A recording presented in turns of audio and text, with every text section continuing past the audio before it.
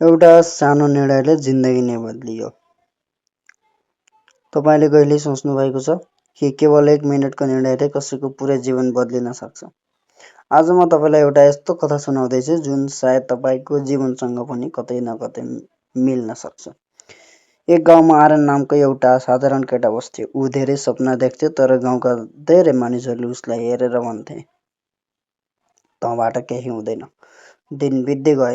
आर्यनले धेरै पटक प्रयास गर्यो, धेरै पटक असफल पनि भयो। कहिलेकाहीँ उसलाई आफ्नै क्षमतामाथि शङ्का लाग्थ्यो। एक दिन ऊ जङ्गलतिर हिँड्दै थियो। त्यहाँ उसले एउटा बुढो मानिसलाई एउटा सानो बिरुवा रोप्दै गरेको देख्यो। आर्यनले हाँस्दै भन्यो, हजुर, यो रुख त ठुलो हुन वर्षौँ लाग्छ, त्यति बेलासम्म तपाईँ नै हुनुहुन्न होला। बुढो मानिस मुस्कुराउँछन्। उसले भन्यो, मैले यो रुख आफ्ना लागि होइन, आउने पुस्ताका लागि रोपेको हुँ। त्यो एउटा वाक्यले आर्यनको सोच नै बदलियो। उसले बुझ्यो, सफलता एकै रातमा आउने कुरा होइन। हरेक ठुलो उपलब्धि साना साना सही निर्णयहरूको परिणाम हो। त्यस दिनदेखि उसले अरूको कुरा सुन्न छोड्यो। हरेक दिन केवल 1% राम्रो बन्ने लक्ष्य राख्यो। 1 दिन, 2 दिन, 1 महिना, 1 वर्ष। परिवर्तन बिस्तारै देखिन थाल्यो। पहिले उसलाई जिस्काउने मानिसहरू नै आज उसको सफलताको कथा सुनाउन थाले। किनभने उसले कुनै जादु गरेन, उसले केवल हार मानेन।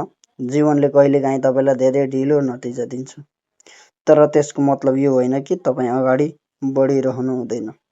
बिरुवा रोपेको अर्को दिन फल लाग्दैन, तर यदि पानी हाल्न छोड्नुभयो भने फल कहिल्यै पनि लाग्दैन। त्यसैले यदि आज तपाईँ सङ्घर्ष गर्दै हुनुहुन्छ, यदि कसैले तपाईँलाई तँबाट वा तिमीबाट केही हुँदैन भनिरहेको छ भने यो अन्तिम सत्य होइन। तपाईँको भविष्य अरूको शब्दले होइन, तपाईँको दैनिक मेहनतले लेखिन्छ। याद राख्नुहोस्, संसारले सफल मानिसलाई मात्र देख्छ, तर सफल मानिसले संसारले नदेखिएको सङ्घर्ष देखेको हुन्छ। सायद आजको यो भिडियोले तपाईँलाई एउटा सानो निर्णय लिन प्रेरित गरोस्। आज हार नमान्ने निर्णय, किनभने सायद यही निर्णयले तपाईँको पुरै जीवन बदल्न सक्छ।